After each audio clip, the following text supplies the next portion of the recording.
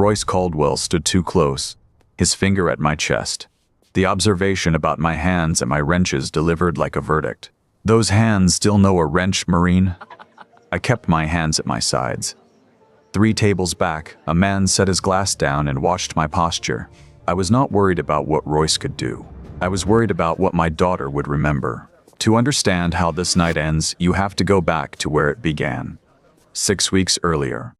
Chapter 1. The Heavy Linen.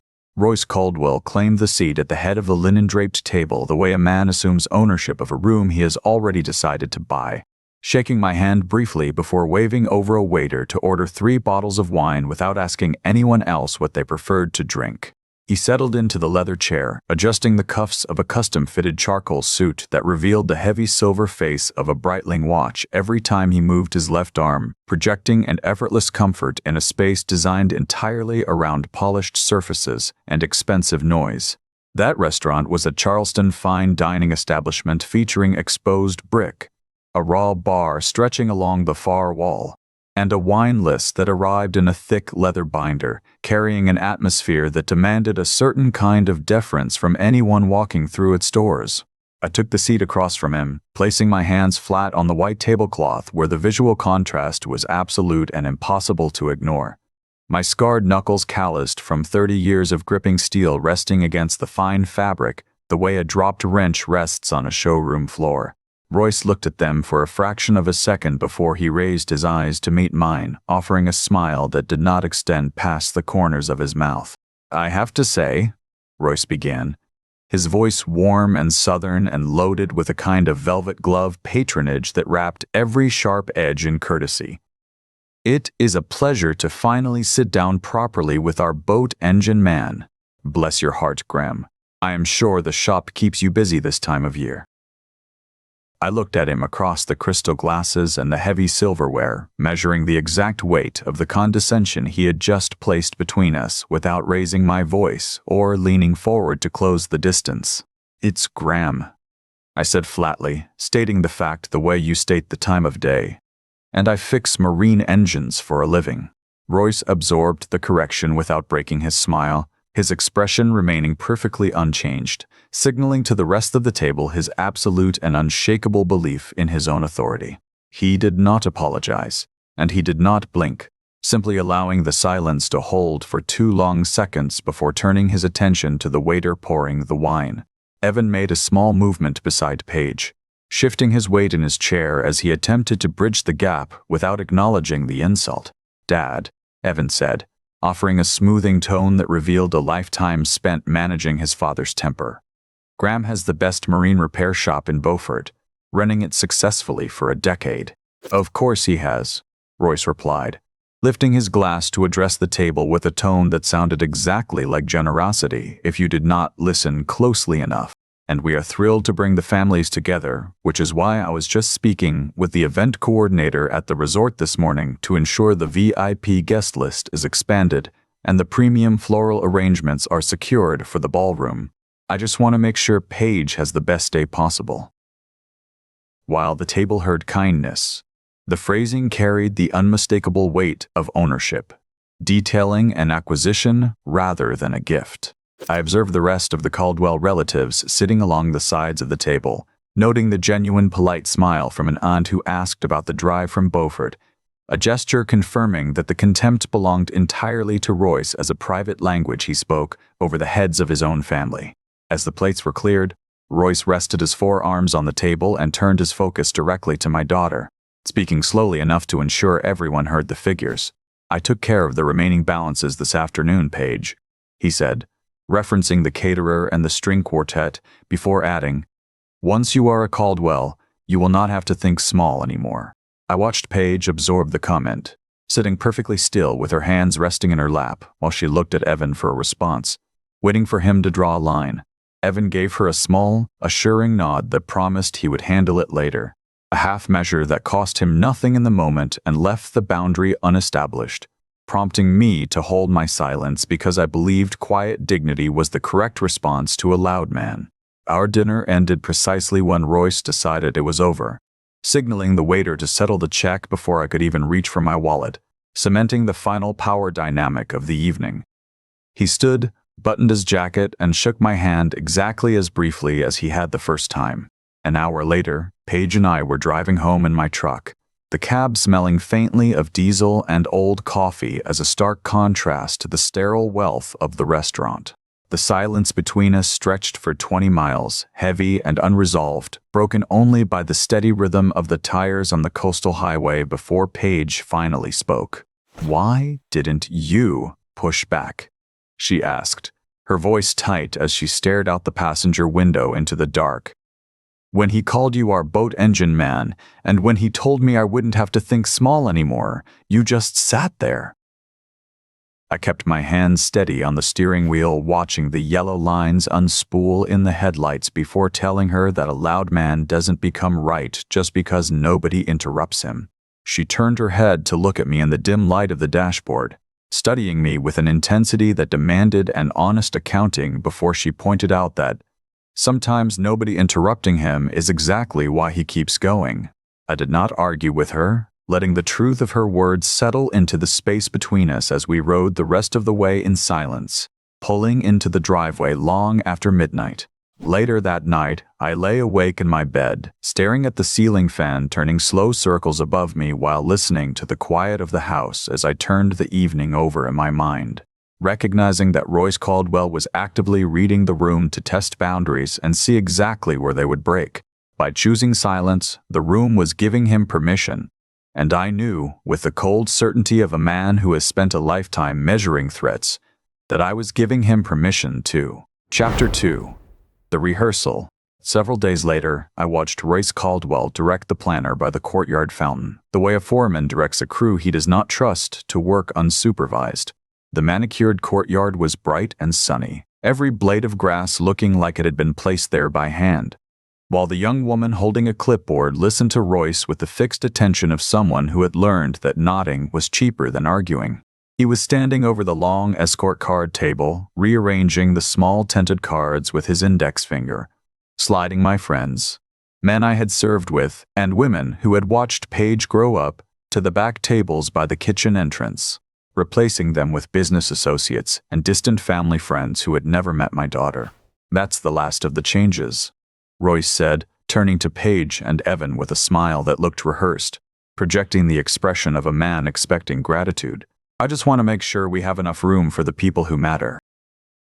Paige stood very still beside Evan, her hands clasped in a posture I recognized because she held herself exactly that way as a child when someone had taken something from her without asking. She said nothing, but the color rose in her cheeks and her jaw tightened.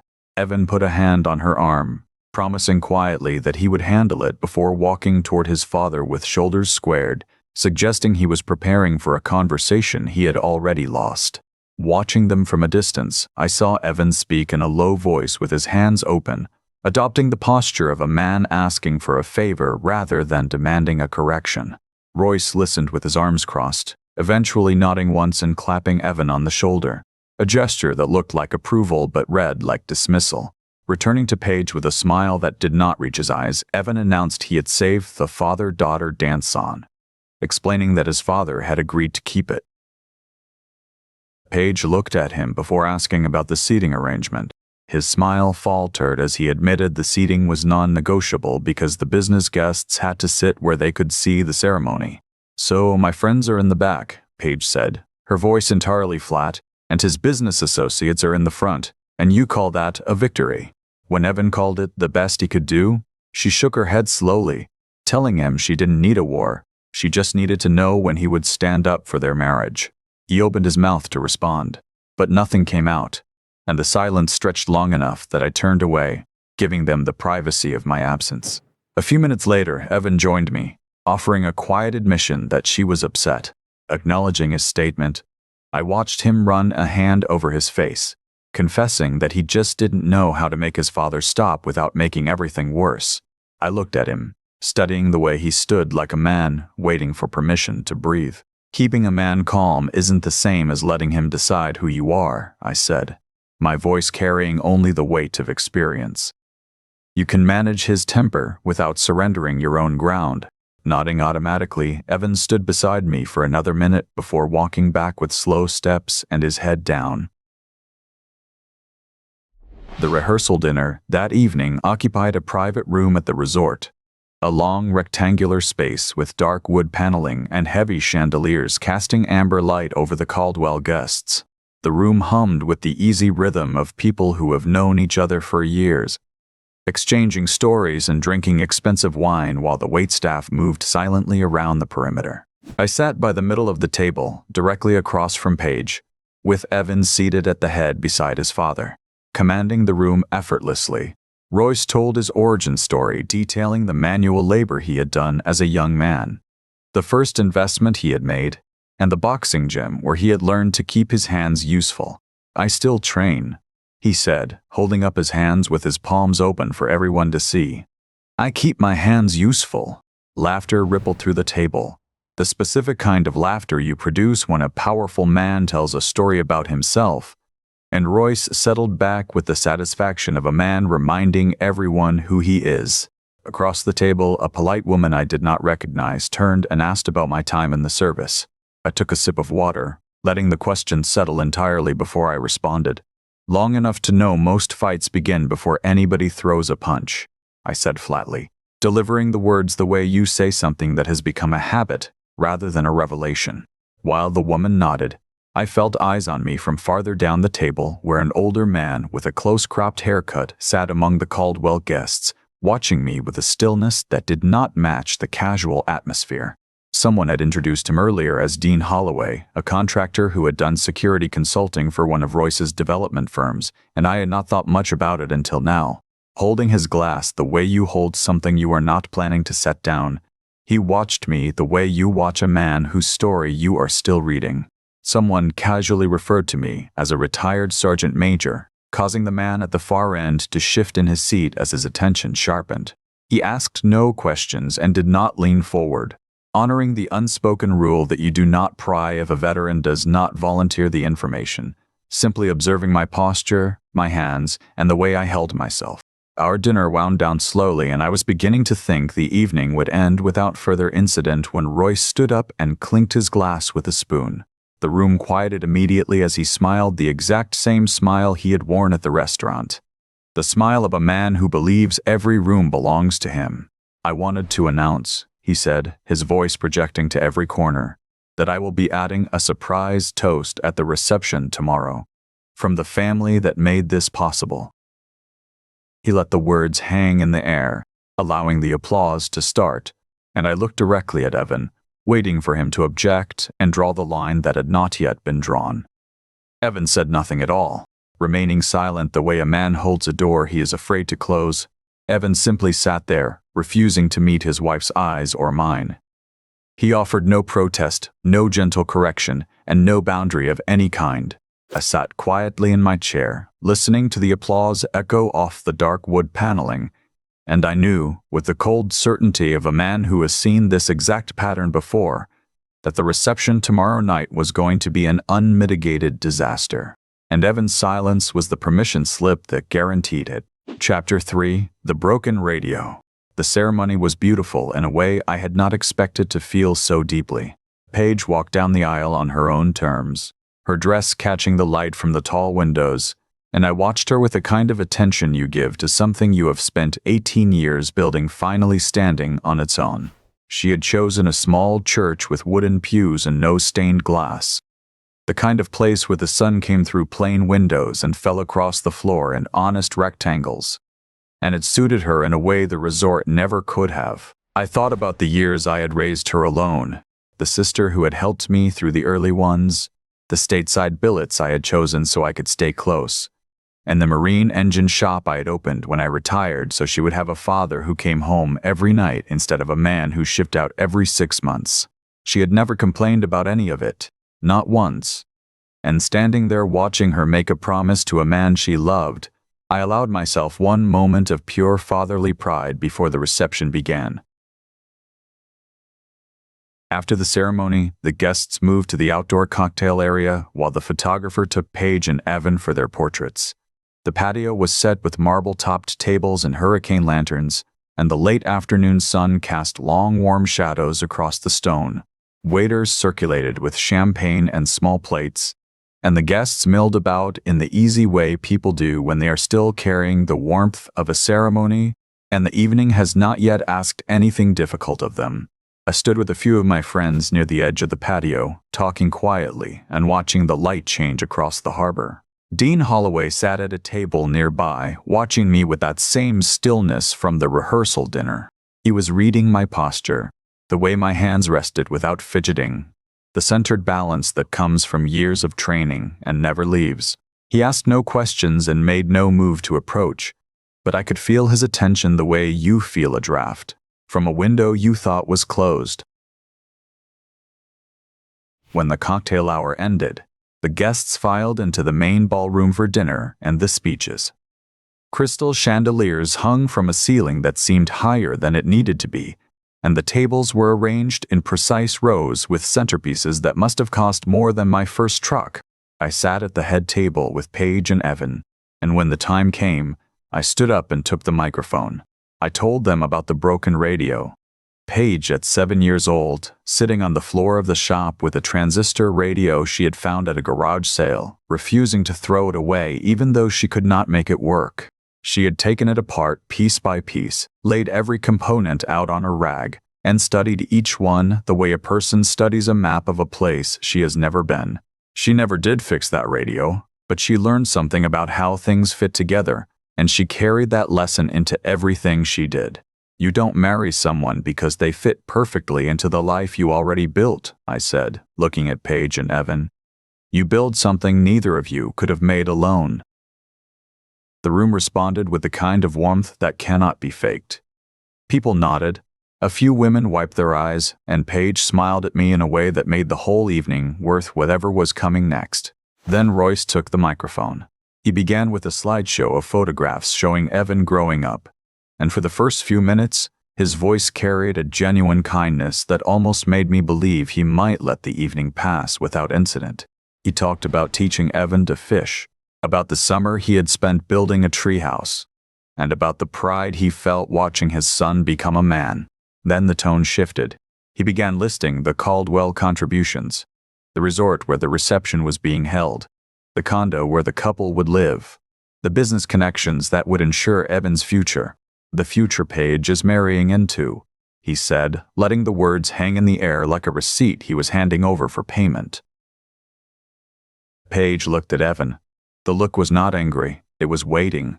Evan leaned toward his father and said something I could not hear, but I saw the shape of it. He was asking him to stop.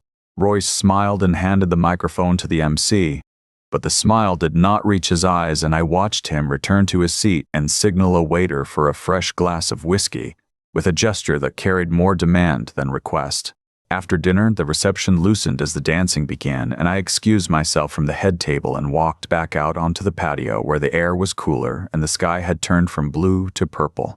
A few of my friends were already out there, standing near the marble-topped tables and talking quietly in the twilight. I had been standing there for perhaps 5 minutes when I saw Royce Caldwell emerge from the ballroom doors. He was holding a fresh glass of whiskey, and his composure was thinning in the places where it had been worn too long. He looked across the patio, found me standing with my friends, and began walking in my direction with the deliberate gait of a man who has decided that the time for pleasantries is over. I did not move. I did not adjust my stance. I simply waited, the way you wait for a wave that you have already seen coming from a long way out. Chapter 4. The 3 Seconds. Royce Caldwell crossed the patio the way a man crosses a room he believes he owns. His steps measured and his glass held at an angle that suggested he was not drinking from it so much as displaying it. I watched him come. My hands stayed at my sides, and I did not shift my weight. Because the worst thing a man can do when he sees trouble approaching is to show that he has already registered its presence. The twilight had settled into that deep purple that comes just before full dark, and the hurricane lanterns on the marble tables cast long shadows across the stone. My friends had been talking about the fishing trip we had planned for the fall, and they fell silent one by one as Royce drew closer, the way people fall silent when they sense a current they do not want to be caught in. He stopped 3 feet from me, close enough to be heard without raising his voice, close enough to make the people around us feel like they were intruding on a conversation they had not asked to hear. I wonder, Graham, he said, and his voice carried that velvet register he had used all evening, but it was thinner now, worn through in places. All those years in the Marines, and you still cannot look a man in the eye when he is talking to you. Maybe it is the hands. They are better with wrenches, I imagine. The observation landed with the precision of a man who had spent a lifetime learning where to place a remark for maximum effect. It was not a barroom taunt. It was Charleston cruelty dressed as casual curiosity, the kind of insult that could be denied if challenged because it had been delivered with a smile. I looked at him. I held his gaze for a long moment, long enough to show him that I could. And then I said, I look people in the eye fine, Royce. I just do not have anything to say to you right now. My voice was flat, not angry, not dismissive, just flat the way a surface is flat when there is nothing left on it. He did not move. He did not step back. He stood there and I could see the calculation happening behind his eyes, the adjustment he was making as he realized that the easy victory he had expected was not going to materialize. The smile remained in place, but it had stopped reaching his face. I did not answer. I held his gaze and said nothing because saying nothing was the only response that would not give him what he wanted. The silence stretched between us, and I watched it work on him, watched the composure thin another degree as he realized that the easy escalation he had been counting on was not going to happen. Royce's composure held, but I could see it working harder now, the way a machine works harder when something has begun to bind. He opened his mouth to respond, and I saw Evan step out of the ballroom doors and cross the patio in 6 quick strides. Dad, Evan said. His voice was low and controlled, but there was an edge to it that I had not heard before. That is enough. You need to leave. He placed his hand on Royce's shoulder. It was not a hard touch. It was the touch of a son trying to guide a father away from a mistake. The kind of touch that asks for cooperation rather than demanding it. Royce turned. He looked at his son's hand on his shoulder, and then he looked at Evan's face, and something in his expression shifted. He did not say a word. He simply reached up, took hold of Evan's hand, and shoved it away with enough force to make Evan stumble backward 2 steps and catch himself against a serving cart. The cart rattled. A tray of glasses chimed against each other. Evan stood there, his face flushed, his hands open at his sides, and I saw in that moment what it cost him to stand in front of his own father at his own wedding and be treated like a child who had overstepped. That was the moment. Not the insult, not the threat, not the condescension. That was the moment when the evening shifted from something I could tolerate to something I could not. You are done now, I said. My voice was not loud. It carried no heat. It carried the same flat authority I had used 1,000 times in the shop when a piece of equipment had reached the limit of what it could safely endure. It was a statement of fact, not a threat. And that made it worse. Royce turned back to me, and I watched the velvet fall away entirely. His face changed. The composure that had taken him decades to perfect dissolved in the space of a single breath, and what remained underneath was something older and uglier and far less patient. You think a mechanic gets to tell me when I am done at my own son's wedding?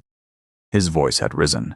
The smooth register was gone, replaced by something rougher and more direct. The working-class directness breaking through the polish the way a crack breaks through plaster. I did not answer. I stood there, my hands at my sides, and I watched him wait for a response that was not coming.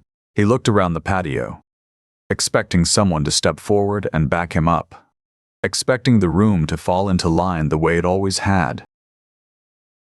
No one moved. No one spoke. The silence was absolute, and I could see the uncertainty flicker across his face for the first time, the realization that his words had lost their power over this room, over these people, over this moment. He set his glass down on the nearest table with a sharp crack, the whiskey sloshing over the rim, and then he closed the distance between us.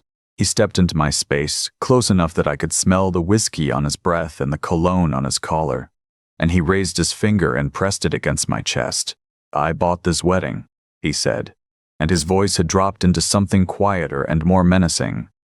I bought these people. I can end this whole thing right now, and you will go back to fixing engines while your daughter cries in a cheap dress. The threat was surgical. It was aimed at the only thing I cared about, and it landed with the precision of a man who knew exactly where to strike. He watched my face, waiting for the reaction, waiting for the flinch that would tell him he had won. I did not flinch.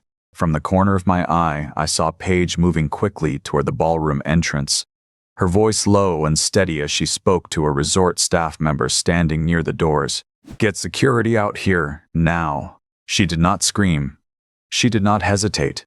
She moved the way a person moves when triage is second nature, and every second of delay costs something.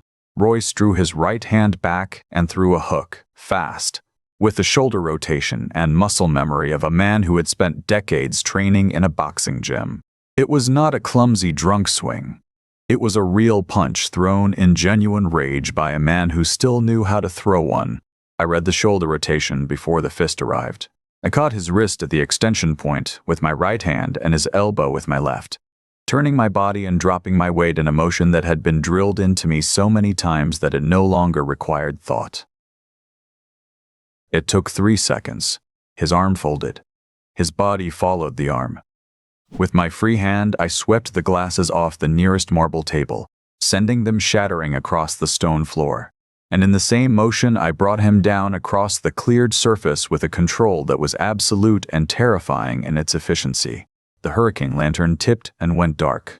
Royce Caldwell lay face down on the marble, his arm locked behind his back, his cheek pressed against the cold stone, and the only sound in the entire courtyard was the dripping of spilled liquor onto the patio and the faint tinkling of ice melting on the warm stone.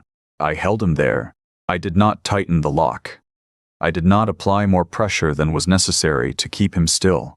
I held him the way you hold a machine that has finally stopped fighting, with the knowledge that the fight is over and the only question left is what comes next.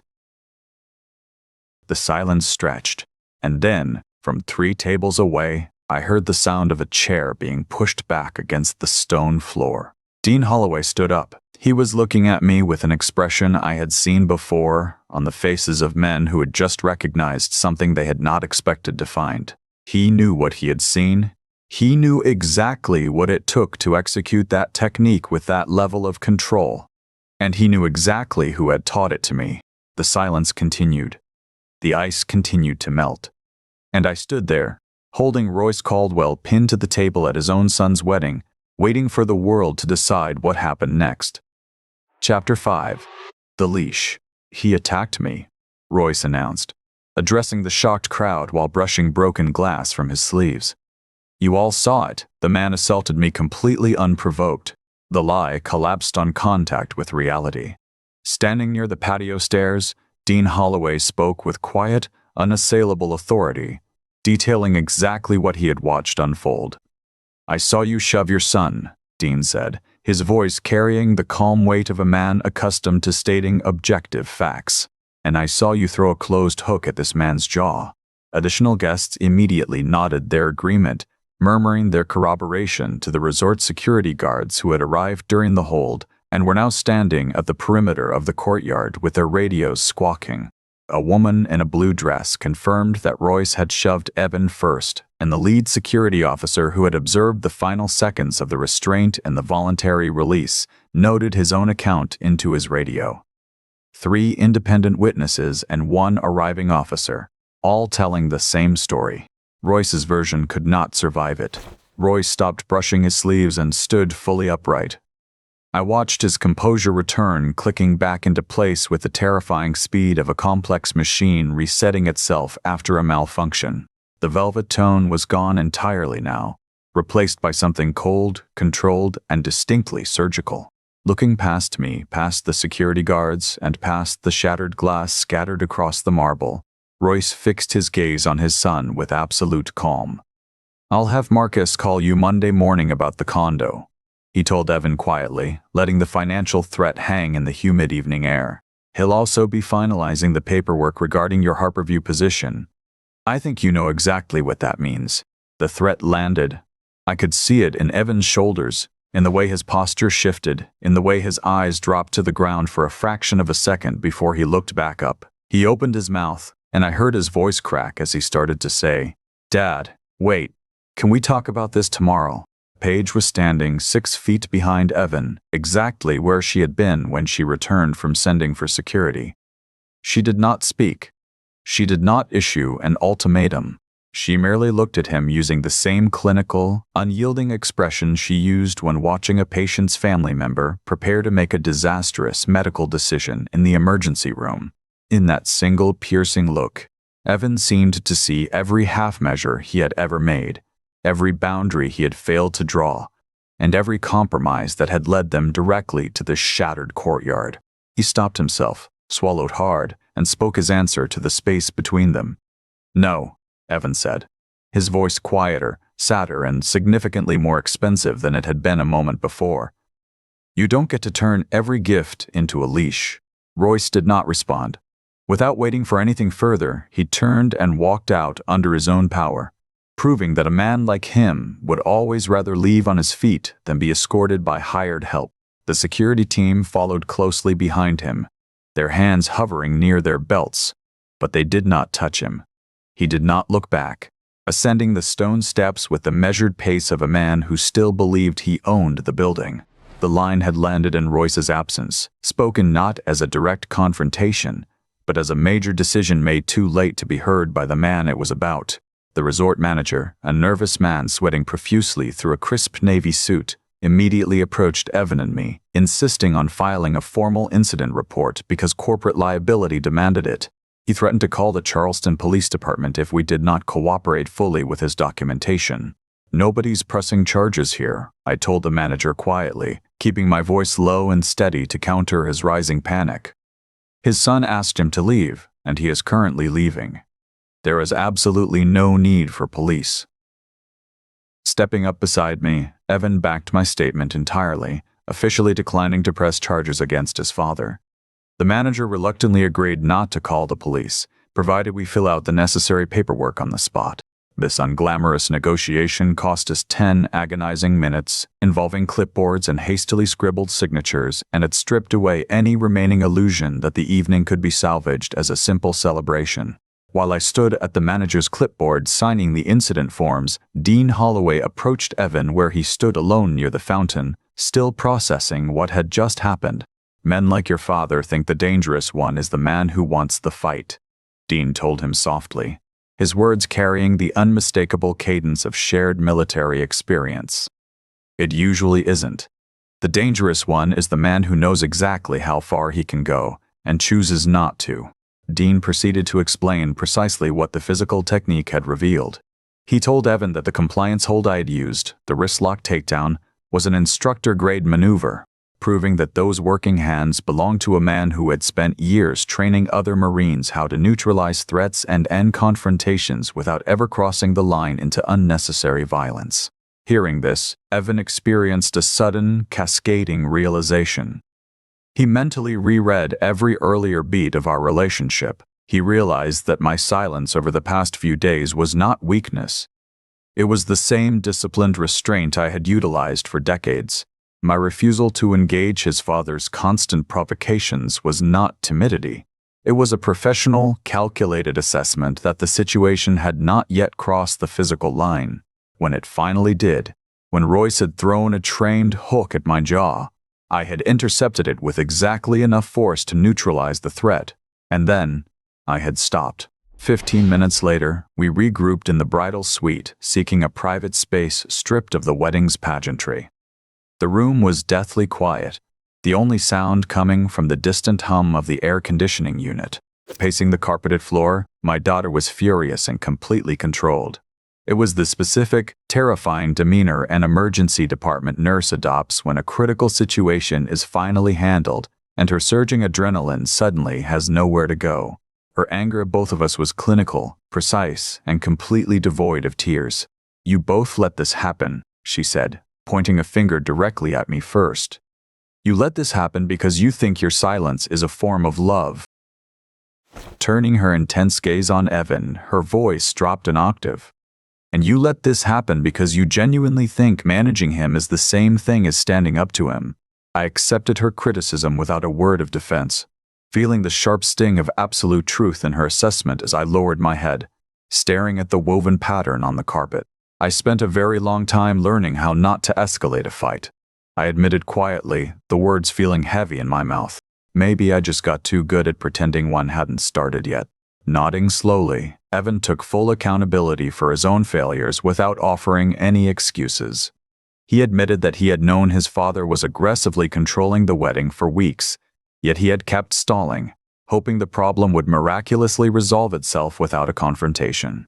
That cowardly delay had systematically created the very public scene he had feared most, turning his own reception into a battleground.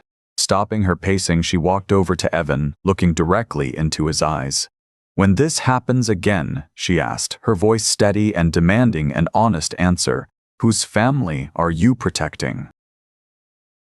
Without hesitation, he answered, "Ours." The single word seemed to cost him everything. Evan dropped his face into his hands, the adrenaline finally breaking, and when he spoke again, his voice was fractured and quiet. "It wasn't just the money," he said, staring at the floor. "And it wasn't just being afraid of him. I just kept thinking about the summer he built that treehouse for me. I kept thinking that if I was just accommodating enough, if I just gave him enough room, that version of my father would come back." I watched him from across the room, feeling the sudden, devastating weight of what had actually happened tonight. Pinning a violent man to a marble table took exactly 3 seconds. But the agonizing grief of orphaning yourself while your father was still alive, that was a wound that would take a lifetime to heal. Holding his gaze for a long moment, Paige evaluated the sincerity of his response, searching for any trace of the appeaser he used to be. Finding only the raw, bleeding honesty of a man who had finally made his choice, she nodded her acceptance. "He already took 20 minutes, Paige said firmly, her tone leaving no room for argument. "He doesn't get to take the rest of our wedding." But as the words settled, the absolute control she had maintained since the courtyard finally slipped. She looked down at the heavy silk of her wedding dress, at the hem now stained with spilled whiskey and courtyard dust, and let out a long, shuddering breath of pure exhaustion. She didn't regret the choice. She wouldn't take back a single second of kicking Royce Caldwell out of her life. But in the quiet of the bridal suite, my strong, unbreakable daughter finally allowed herself a moment of quiet grief for the beautiful, perfect wedding day she had lost and would never get back. Chapter 6. The hands that hold the celebration did not resume as if nothing had happened. Half the guests had already gone, mostly the Caldwell business associates who had come for Royce and left when he did. And the remaining crowd moved through the ballroom like people who had witnessed something they were not sure how to discuss. Conversations stayed low. Laughter came in short bursts and died quickly. Beelif, divaling, again, a slow number, but only a few couples took the floor, and they held each other with the careful distance of people who had just watched a marriage nearly break before it had fully begun. The wedding day was not saved. It was survived. Paige and Evan danced first, a quiet turn around the empty center of the room, and when the song ended, she came to find me standing near the bar with a glass of water I had not touched. She took my hand without asking and led me to the floor where the other dancers parted to give us room. The father-daughter dance happened in a half-empty ballroom, and the emptiness made it more intimate, not less. It became a private conversation that happened to have witnesses, the way a prayer spoken aloud in an empty church is still a prayer. Paige looked at me the way she had looked at me 1,000 times before. Across kitchen tables and hospital waiting rooms and the front porch of the house where she grew up. But there was something new in it now. Something that had settled during the long hours since the courtyard. "Why did you never tell me?" she asked. I knew what she meant. Not the question of why I had kept the skills hidden. The question of why I had kept the life hidden. Because I didn't want you growing up thinking the most important thing about your father was what he could do to another man. She turned her head slightly, looking past my shoulder toward the doors where Royce Caldwell had walked himself out. When she looked back, her eyes were clear. "It wasn't what you could do to him," she said. She squeezed my hand the way she had squeezed it when she was 5 years old and afraid of the dark. The way she had squeezed it when she was 18 and leaving for nursing school. It was what you chose not to do. Looking past her shoulder toward the empty doors, I thought about the reality of what we had left behind. Royce Caldwell was not broken. Tomorrow morning, he would sit at the country club spinning a polished lie to his business partners about a brutish mechanic and an ungrateful son, and he would sleep perfectly well in his version of the truth. He would never apologize, and he would never change. I realized then that victory against a man like Royce wasn't about forcing him to repent or bringing him to his knees. It was about building a boundary made of solid steel, stepping out of his shadow and accepting that he would always play the victim in his own story.